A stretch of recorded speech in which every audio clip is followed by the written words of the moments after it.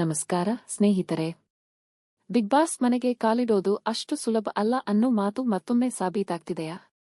ಈ ಬಾರಿ ಸ್ಪರ್ಧಿಗಳು ಮನೆಗೆ ಎಂಟ್ರಿ ಪಡೆಯುವ ಮೊದಲು ಅಗ್ನಿ ಪರೀಕ್ಷೆ ಎದುರಿಸಬೇಕಾಗಬಹುದು ಎಂಬ ಸುದ್ದಿ ಜೋರಾಗಿ ಹರಿದಾಡುತ್ತಿದೆ. ಪ್ರತಿ ಸೀಸನ್ನಲ್ಲೂ ಹೊಸ ಟ್ವಿಸ್ಟ್ಗಳ ಮೂಲಕ ಪ್ರೇಕ್ಷಕರನ್ನು ಅಚ್ಚರಿಗೊಳಿಸುವ ಬಿಗ್ ಬಾಸ್ ಈ ಬಾರಿ ಮೊದಲ ದಿನದಿಂದಲೇ ಭರ್ಜರಿ ಮನರಂಜನೆ ನೀಡಲು ಸಿದ್ಧವಾಗಿದೆಯಂತೆ. ಸಾಮಾನ್ಯ ಪರಿಚಯ ಅಥವಾ ರೆಡ್ ಕಾರ್ಪೆಟ್ ಎಂಟ್ರಿಯ ಬದಲು ಸ್ಪರ್ಧಿಗಳಿಗೆ ವಿಶೇಷ ಟಾಸ್ಕ್, ದೈಹಿಕ ಹಾಗೂ ಮಾನಸಿಕ ಪರೀಕ್ಷೆ ಅಥವಾ ಧೈರ್ಯವನ್ನು ಸಾಬೀತುಪಡಿಸುವ ಸವಾಲು ನೀಡುವ ಸಾಧ್ಯತೆ ಇದೆ ಎಂಬ ಚರ್ಚೆ ಸಾಮಾಜಿಕ ಜಾಲತಾಣಗಳಲ್ಲಿ ನಡೆಯುತ್ತಿದೆ.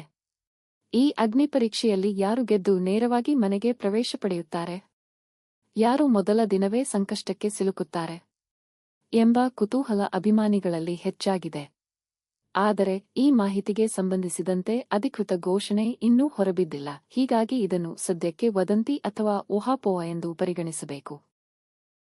ಅಧಿಕೃತ ಮಾಹಿತಿ ಹೊರಬಂದ ನಂತರವೇ ನಿಖರ ಚಿತ್ರಣ ಸಿಗಲಿದೆ.